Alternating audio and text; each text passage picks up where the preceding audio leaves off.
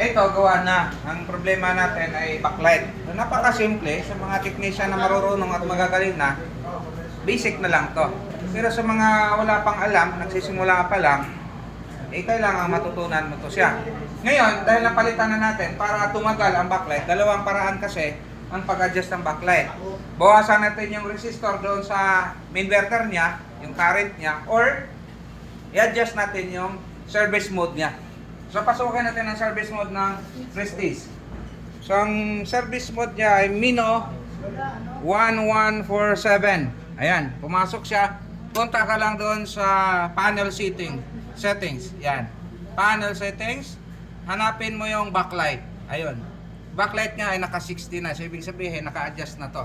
So, kung 100 yan, pwede nyo ibaba ng 60 o mas mababa pa para humaba yung buhay ng inyong backlight.